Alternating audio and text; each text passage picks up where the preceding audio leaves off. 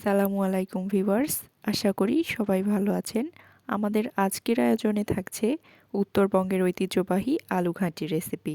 আলুঘাটি রান্নার জন্য এখানে মাঝারি সাইজের 5টি টাকি মাছ নিয়েছি কিছু কাঁচা পাকা টমেটো, এখানে নিয়েছি তেজপাতা, দারুচিনি এবং সাদা এলাচ, আদা এবং রসুন থেঁতো করে নিয়েছি, কাঁচা মরিচ, পেঁয়াজ কুচি এবং কিছু গোটা জিরা। এখানে আলু সিদ্ধ করে স্ম্যাশ করে হাফ কাপ পরিমাণ পানি দিয়ে রেখেছি। আলুঘাটি রান্নার জন্য আলুগুলো এইভাবেই প্রস্তুত করে রাখতে হয়। এবার চলে যাব মূল রান্নায়। পাতিলে সয়াবিন তেল দিয়ে দিলাম। তেল গরম হতেই জিরা ফোড়ন দিয়েছি। এবার এর মধ্যে মাছগুলো দিয়ে দেব।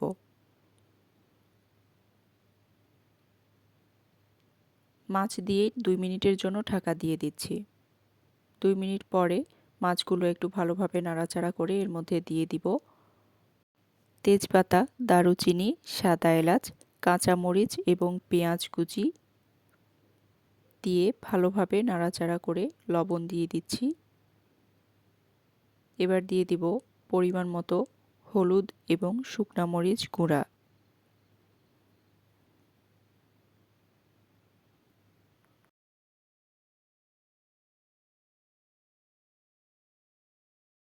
এবার ভালোভাবে নাড়াচাড়া করে মশলাগুলো মিক্স করে নিয়ে এর মধ্যে দিয়ে দিব থেঁতো করে রাখা আদা এবং রসুন।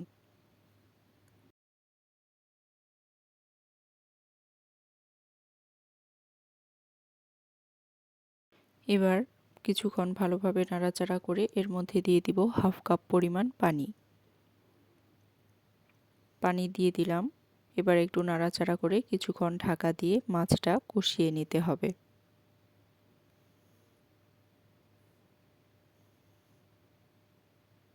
কিছুক্ষণ পরে দেখা যাচ্ছে মাছগুলো কষানো হয়ে গেছে। এবার মাছগুলো তুলে রাখছি।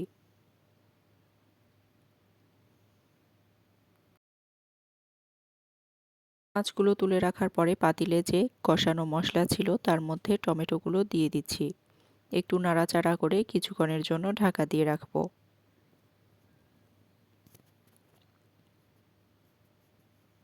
3 থেকে 4 মিনিট পর ঢাকনা খুলে একটু নাড়াচাড়া করে এর মধ্যে স্ম্যাশ করে রাখা আলুগুলো দিয়ে দিব। এবার ভালোভাবে নাড়াচাড়া করতে হবে এবং ক্রমাগত নাড়াচাড়া করতে থাকতে হবে। আলুঘাটি রান্নার ক্ষেত্রে এই বিষয়টা কিন্তু খুবই গুরুত্বপূর্ণ।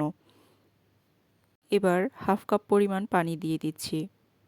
এই পানিতেই আলুটা কষানো হয়ে যাবে। নাড়াচাড়া করতে করতেই আলু কষিয়ে নিতে হবে। আলুঘাটি কষানোর এই সময়টা ক্রমাগত নাড়াচাড়া করতেই থাকতে হবে। নাড়াচাড়া বন্ধ রাখলে আলুঘাটিটা পুড়ে যেতে পারে, আর পুড়ে গেলে আলুঘাটিটা খেতে একদমই ভালো লাগবে না। তো এই বিষয়টি অবশ্যই মাথায় রাখবেন। এভাবে নাড়াচাড়া করতে করতে আলুঘাটিটা যখন অনেকটা ঘন হয়ে আসবে তখন বুঝতে হবে যে আলুঘাটি কষানো হয়ে গেছে। সেই সময়ে যে পরিমাণ মতো পানি দিয়ে দিতে হবে। উত্তরবঙ্গের সব এলাকাতেই এই রান্নাটি কিন্তু খুব জনপ্রিয়। ছোট বড় যে কোনো ধরনের মাছ দিয়েই রান্নাটি করা যায়। আবার কিছু কিছু এলাকাতে মাংস দিয়েও আলুঘাটি করতে দেখা যায়। তবে আমাদের এলাকাতে সবসময় মাছ দিয়েই আলুঘাটি করা হয়ে থাকে। অনেক সময় আবার বড় মাছের মাথা দিয়েও আলুঘাটি করা হয়ে থাকে। এক্ষেত্রে আপনারা যে যেটা প্রিফার করেন সেটা দিয়েই আপনারা আলুঘাটিটা রান্না করে দেখতে পারেন। আশা করি আপনাদের সবারই খুব ভালো লাগবে। আর এই রেসিপিটা দেখার পরেও যদি আপনাদের আলুঘাটি রান্না নিয়ে কারো কোনো প্রশ্ন থেকে থাকে বা রান্না নিয়ে কোনো সমস্যায় পড়েন বা কোনো টিপসের প্রয়োজন হয় তাহলে অবশ্যই আমাকে কমেন্টে জানাবেন। কথা বলতে বলতে অনেকটা সময় পার হয়ে গেছে আর আলুঘাটিটাও ভালোভাবে কষানো হয়ে গেছে। এই পর্যায়ে 2 কাপ পরিমাণ পানি আলুঘাটির মধ্যে দিয়ে দিব। আপনারা হয়তো ভাবছেন 2 কাপ পানি বেশি হয়ে গেল না? হ্যাঁ, অবশ্যই বেশি হয়েছে। আসলে আলু ঘাঁটি রান্নার ক্ষেত্রে পানির পরিমাণ একটু বেশিই দিতে হয়। কারণ পানি যদি আমি কম দিই, রান্নাটি হওয়ার পর চুলা থেকে নামানোর কিছুক্ষণ পরে দেখা যাবে আলু ঘাঁটিটা অনেক ঘন হয়ে গেছে, যেটা খেতে একদমই ভালো লাগে না। 3 থেকে 4 মিনিটের জন্য ঢাকা দিয়ে রেখে কষিয়ে রাখা মাছগুলো চামচ দিয়ে একটু ভেঙে ভেঙে দিচ্ছি। এরপরে এই মাছগুলো আলু ঘাঁটির মধ্যে দিয়ে দিব।